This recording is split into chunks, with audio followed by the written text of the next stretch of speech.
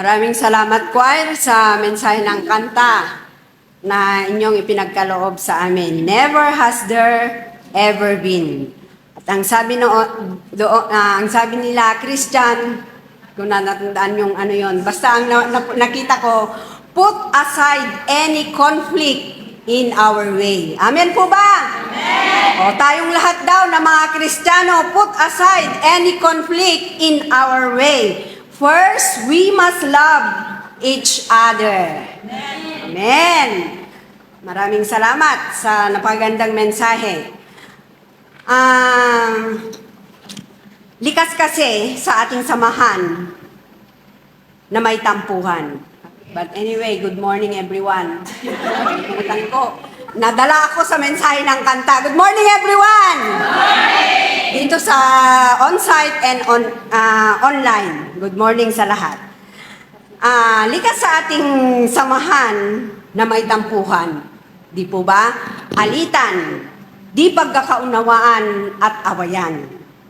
At hindi po exempted ang pustim, mga kapatid. Siguro mas grabe pa.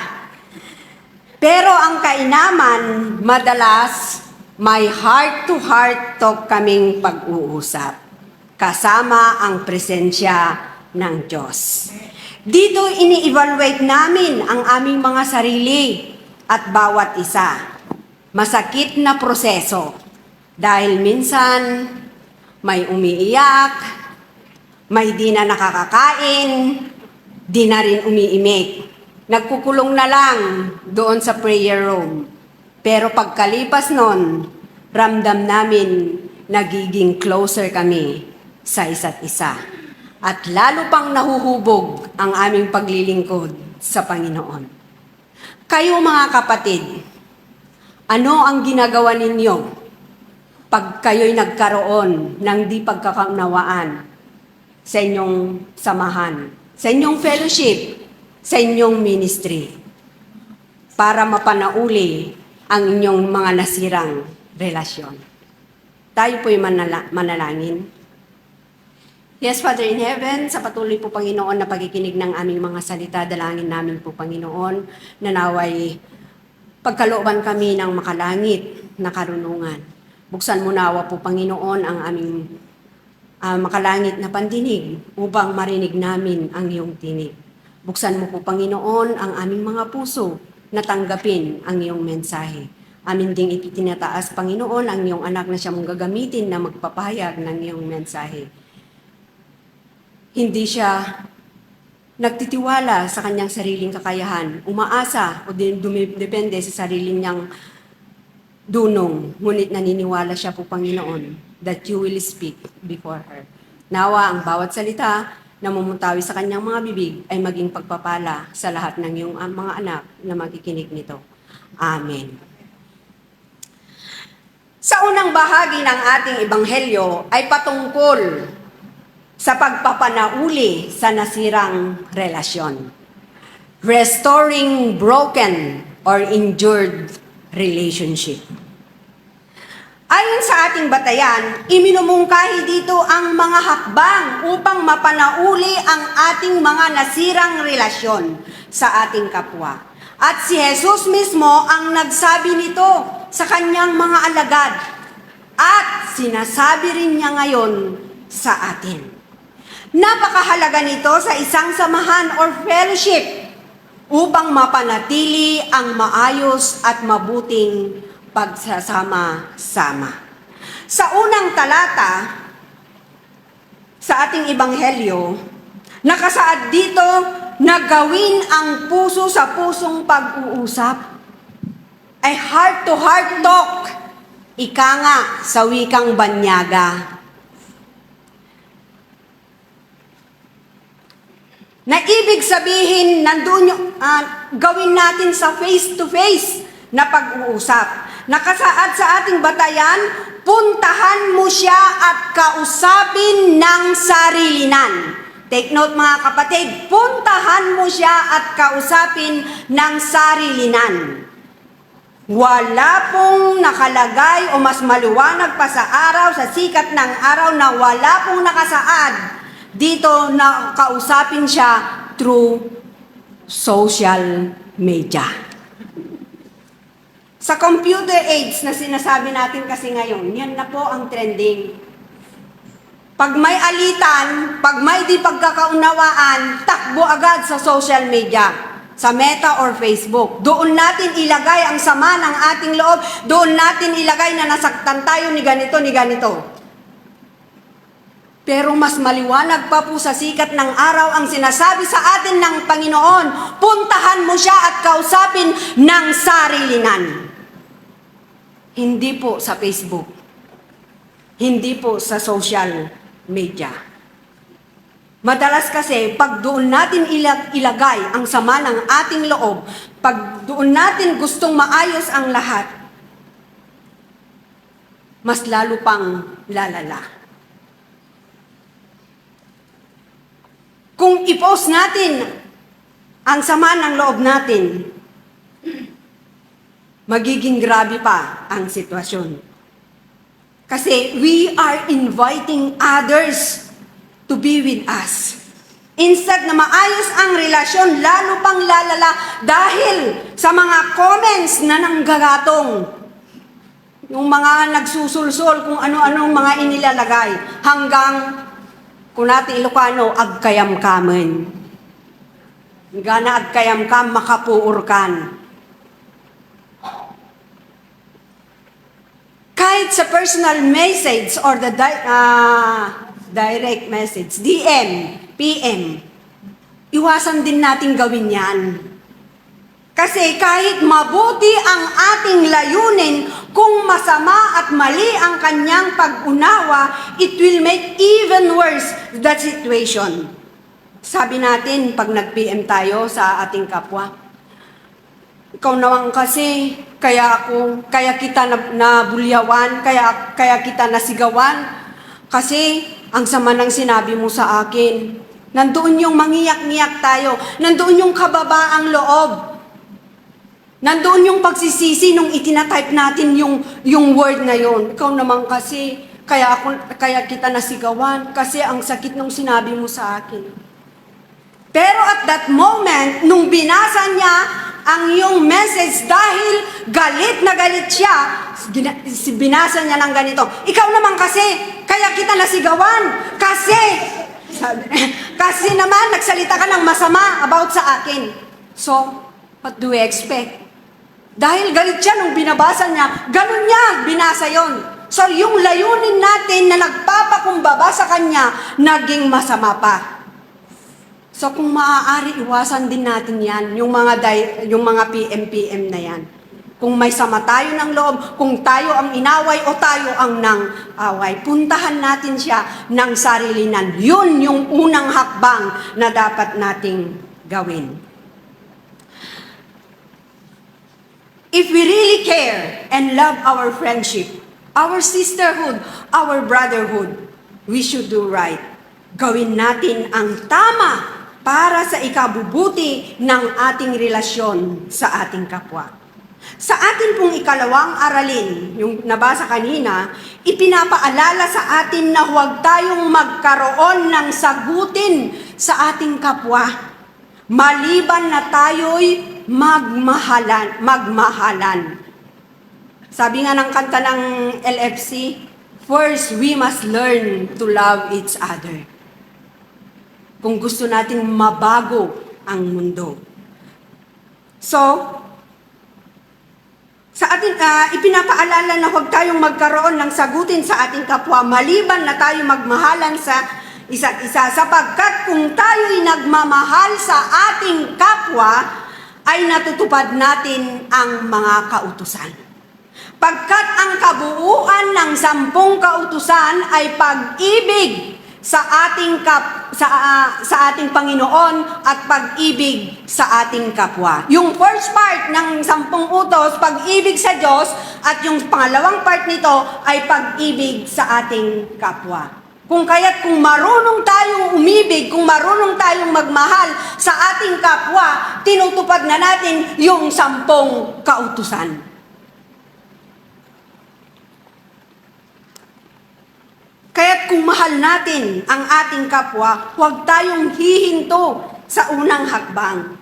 kundi siya nakinig sa atin, kung di niya kinikilala na siya'y mali, kung di siya nagsorry at galit pa rin siya, ang susunod na hakbang mula sa ating Ibanghelyo, magsama tayo ng isa o dalawa at puntahang muli at kausapin siya.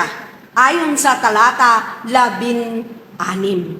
So second, yung ikalawang hakbang, puntahan natin siya at magsama tayo ng iba. Pero dapat maging maingat din tayo kung sino ang isasama natin. Yon ang paalala sa atin. Mag-ingat din tayo kung sino ang isasama natin. Yung may malawak na pangunawa, or we should say, matured in faith. Yung may malalim na pananampalataya. Para walang gossip, walang kampihan. Kundi magsilbing tagapamagitan, makinig at timbangin ang sitwasyon batay sa kasalukuyang issue o kasalukuyang usapin. Take note, mga kapatid, kasalukuyang usapin. Kung tayo din ang tinawag na maging tagapamagitan, iwasan din natin na halungkatin ang mga luma ng usapin na naayos na, para hindi mas lalong komplikado. Yun minsan ang sakit nating mga Pilipino. Kung nagkasala, kung aayusin na natin sila, naku, bibilangin na, nung nakaraang linggo, nung nakaraang taon, nung 10 taon pa, ganito na naman ang ginawa mo. So, iwasan po natin halungkatin ang luma ng issue upang maayos natin ang ating relasyon at hindi lalong maging komplikado. Kung maaari, huwag din nating isama sa usapin ang personalidad ng bawat isa. Tandaan, huwag din nating isali ang personalidad ng bawat isa. Tulad ng pagsasabi ng, kaya marami kang nakakaaway kasi hindi pa malalim ang iyong pananampalataya. Oh, kaya marami kang nakakaaway kasi nagtangsit ka nga talaga. Hindi yun ang pinag-uusapan natin. Hindi yun ang issue. Ang issue, ang gusto nyong ayusin ay ang utang niya sa'yo. Pero bakit napunta doon yung sa kinatangsit niya? So, mas lalong hindi maaayos ang relasyon kung lumalampas tayo sa kasalukuyang usapin. Kung kaya't napakahalaga na magsama tayo sa pakikipag-usap para may gagabay sa atin. Pero tandaan, dapat yung matured in faith ang isasama natin or yung may malalim at malawak na pananampalataya. Sa talata 17, kung ayaw pa rin niyang makinig, sabihin na natin sa iglesia, naku, may another hakbang pa, pangatlo. Pag ayaw pa rin niyang makinig, sabi niya, sabihin na natin sa iglesia, sa pastor, sa church council o leaders, sa mga elders ng ating iglesia, para pag-usapan inside the church leadership. At sa huling pangungusap, sa talata 17, sabi pa niya, pag ayaw pa rin niyang makinig, talagang matigas ang puso. Kasi sa pangatlo na, sabi na sa 17 pangungusap sa huli, 17 versikulo sa huli, sabi niya, pag ayaw pa rin niyang makinig, ituring mo ng hintil o maniningil ng buwis. Ginawa mo na, ginawa na natin, ginawa na ng iglesia para maitama at mapanauli ang relasyon, pero unrepentant pa rin ang ating kapatid. Ituring mo na siyang hintil o maniningil ng buwis. Sa aking pagbubulay-bulay dito sa unang bahagi ng ating batayan, napagtanto ko na meron talagang relasyon na hindi naaayos. Kasi sabi ni Jesus, kung di pa rin siya makinig, ituring mo ng hintil o maniningil ng buwis. Let it go. Minsan, mahirap mag-let it go. Mahirap magpasensya. Manahimik at ipanalangin, lalo na kung masakit ang kanyang ginawa sa atin. Pero, pag nasa atin ang presensya ng Diyos, magagawa natin. Ang Diyos ang magbibigay sa atin ng kapangyarihang magpasensya. Maalala ko tuloy yung post ni Eka, ni Loreka, nung this week yata or nung nakaraan. Ang sabi niya, bakit kaya mas madaling magalit kaysa magpasensya? Bakit kaya, mga kapatid? Mas madaling magalit talaga kaysa magpasensya. Pero walang imposible sa kapangyarihan ng Panginoon. Dahil minsan, naranasan ko din yan. Nung nasa old building pa lang tayo, yung old building pa lang ito, nasa understair kami, si Rocky Agdan. Alam niyo yung mga nandito na yung luma, understair, alam niyo na yung place na yun, doon sa may Alice yata yun, Alice Playgroup. May dalawa akong kasama, nag-uusap kami. Sakto naman na may darating na isa. Biniro ko siya. Ang sabi ko, oy, buti na lang pagdating mo tapos na ang usapin tungkol sa'yo. Biniro ko siya ng ganun. Di ba ginagawa natin yan minsan? Oy, buti na lang, hindi mo narinig yung sinabi ko. Yon. Pero actually, hindi namin siya pinag-usapan. Biniro ko lang siya ng ganun. That week, nag-post siya. Sinabi niya, pinag-chisismisan ako ni ganito, ni ganito, ni ganito. Ako yung tinutukoy. Pinost pa niya. Pati si pastor, ganito, sinasabi ni ganito sa akin, sabi niya. Hayaan mo na lang. Nakita ko yung comment ni pastor, hayaan mo na lang siya, baka nagkamali. Hindi, ako ang pinag-usapan nila doon sa understair. Nagtaka ako. Pero that week, hindi ako matahimik. Kasi hindi naman talaga namin siya ang pinag-usapan. Biniro ko lang yung sinabi ko na yon, pero tinutuon niya. Ang masakit, sa Facebook pa siya nagsabi. So that Sunday, pinuntahan ko siya doon sa may malawak sa pinagproprograman natin. Oo, sa hall na yon. Pinuntahan ko siya. Nakaupo siya. Nandun pa si Ate Bilma noon. Naririnig niya yung sinasabi namin.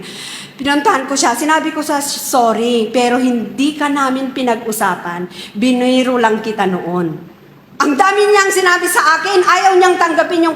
Sabi ko, tawagin natin yung dalawa kong kasama at sila ang magpapatunay na hindi ikaw ang aming pinag-usapan. Galit na galit pa rin siya hanggang umiiyak na ako. Kasi gusto kong liwanagin na talagang wala akong sinabi. Umiiyak na ako. At ang ginawa niya, iniwan niya ako na umiiyak. Hindi siya nakipag-ayos. Hindi niya tinanggap yung mga sinabi ko. Ilang gabi, ilang weeks ko yon na iniiyak sa Panginoon. At totoo na patunayan ko, time heals. Ginamot ng Panginoon ang nasirang relasyon na iyon. Hindi ko namamalayan, kinakausap na niya akong muli. Kinausap na niya akong muli. At ramdam ko na wala akong galit, wala akong tampo sa kanya, nung kinausap niya ako. At hanggang ngayon, maayos naman ang relasyon namin sa awa ng Diyos. Kaya magagawa nating mag-let it go. Magagawa nating magpasensya. Basta nasa atin ang presensya at kapangyarihan ng Diyos. Amen po ba? Amen. So, wag na natin isipin yung bakit kaya mas madaling magalit kaysa magpasensya. Basta nasa atin ang Panginoon, magagawa nating magpasensya. Let it go, manahimik na lang tayo at patuloy natin silang ipanalangin. At ang Diyos ang kikilos. Siya ang kikilos. Huwag nating pilitin at huwag din natin kunin ang lugar ng Diyos para tayo'y humusga. Sa mga sumusunod na talata nakasaad dito ang kapangyarihang magbawal at magpahintulot. Yung sinasabi ko, kung ano man ang pinahintulot natin dito sa lupa, ay ipapahintulot sa langit. Kung ano man ang pinagbawal natin sa lupa, ay ipagbabawal sa langit. Ito po yung sinasabi. So sa huling hakbang ng pagpapanauli sa nasirang relasyon ay ang pagsasabi sa iglesia. That is the last step, the involvement of the church.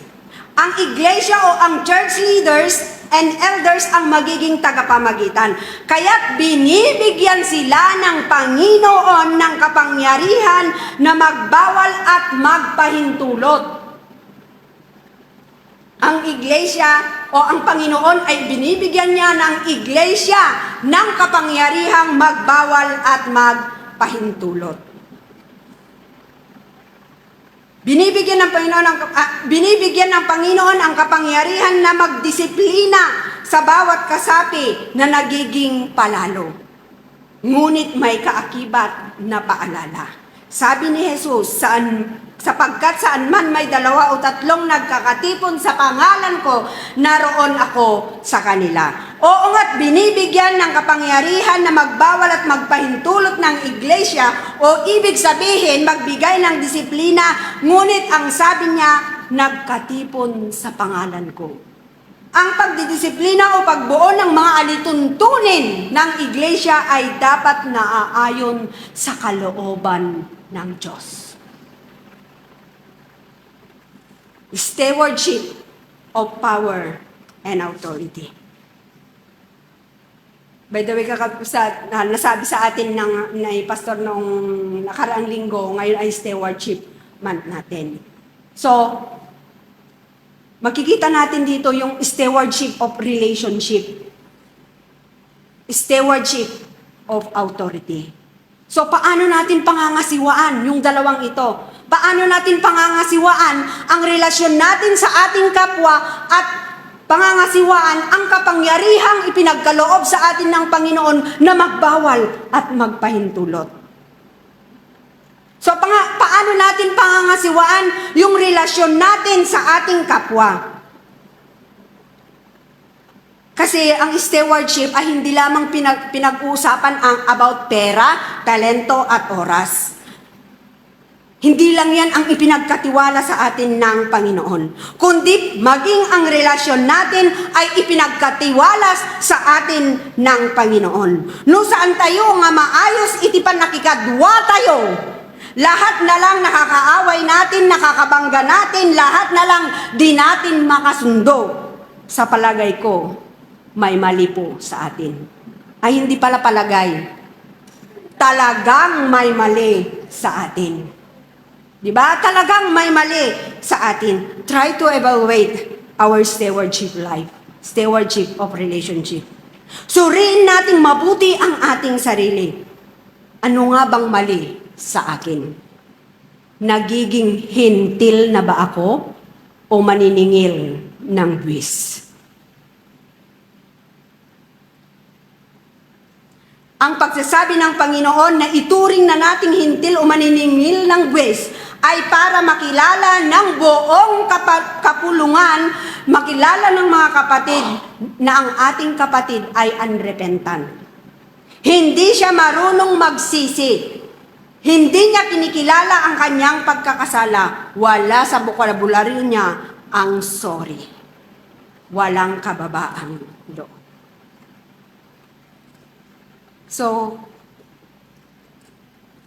if we ever encounter this kind of fellow, kung ayaw niyang magpakumbaba, kung ayaw niyang mag-sorry, let it go. Manahimik na lang tayo at ipag-pray. Let it go na hindi ipahayag, kundi let it go na ipanalangin. Yung let it go kasi na ipinapahayag, yun yung mga gawa ng hintil at maniningil ng buwis. Nakapag-let it go na nga sila, pero bawat umpukan naman sinasabi ang, oy, si ganito. Tapos pupunta, may ibang kausap, si ganito, si Milane, ganito, napakasakit yung sinabi. Lahat naman sinasabi niya sa lahat ng usapin, sa lahat ng mga nakakasama niya. Totoo bang let it go yan? Ang sinasabi ng Panginoon, let it go, manahimik at ipanalangin siya. At ang Panginoon ang gagamot sa relasyon na iyon. Ibabalik at ibabalik niya ang nasirang relasyon na iyon. So, yung pangalawang bahagi, yung pagbibigay o yung stewardship of authority. Stewardship of power. Binibigyan ng Panginoon ang iglesia na gagawa ng mga alituntunin, gagawa ng mga guidelines, magbawal at magpaintulot. Pero sabi niya, naaayon sa kanyang kalooban. Hindi po yung makasariling hangarin dahil galit ka sa membrong ito, sinabi mo na tanggalin na siya na membro. Hindi po pwede yung ganon dahil hindi po tayo nagtatanggal ng membro. Pero maaari natin siyang kausapin na huwag muna siyang maglingkod. Huwag muna siyang maging leader. Pero member pa rin siya. Hanggat hindi niya naaayos ang kanyang relasyon sa kanyang kapwa. Dahil nga ang ating Panginoon ay Diyos ng pag-ibig. Kung natatandaan niyo yung lesson natin ng mga nakaraan, yung naghasik ng butil, mabuting butil ang hinasik nila, tapos nung natutulog na sila, nandaan naman ng kaaway, naghasik ng masamang butil, sabay silang tumubo. Sabi ng mga alagad, na tatanggalin namin yung mga masamang damo. Sabi ng Panginoon, hayaan nyo na lang silang lumaking pareho. At pagdating ng anihan, isi-separate natin yung mabuti at masama. Kung i-apply natin dito sa iglesia, kung may masama at hindi mabuting alagad, huwag natin siyang tanggalin. Hayaan natin silang lumaking pareho. Hayaan natin silang maging membro pareho. At pagdating ng anihan, ang Diyos na ang huhusga. Tayo, wala tayong karapatan na huhusga. Ang Diyos lamang ang may karapatang humusga. Dahil tayong lahat ay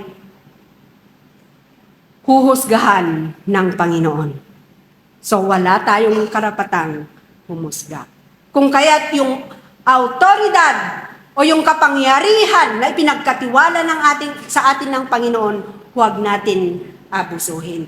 Dapat pag magbigay ng disiplina o gagawa ng mga alituntunin ay batay sa kalooban ng Diyos. May kalakip na pag-ibig. Pagkat pag lahat ng ating ginagawa ay laging may kaakibat na pag-ibig at pagmamalasakit, mapapanatili natin ang kaayusan at kabanalan sa loob ng iglesia. Mapapanatili natin ang mabuti at magandang pakikipagkapwa o fellowship sa ating samahan. At mararanasan natin ang presensya ng Diyos sa ating mga kalagitnaan. Mga kapatid, ang mensahe ng Diyos ngayon ay hinahamon tayo na naway mapanatili ang magandang relasyon natin sa bawat isa. Hinahamon tayo na kung may nasaktan man tayo o tayo man ang nakasakit. Vice versa yan, kung tayo ang nasaktan o tayo man ang nakasakit, gawin natin ang nararapat.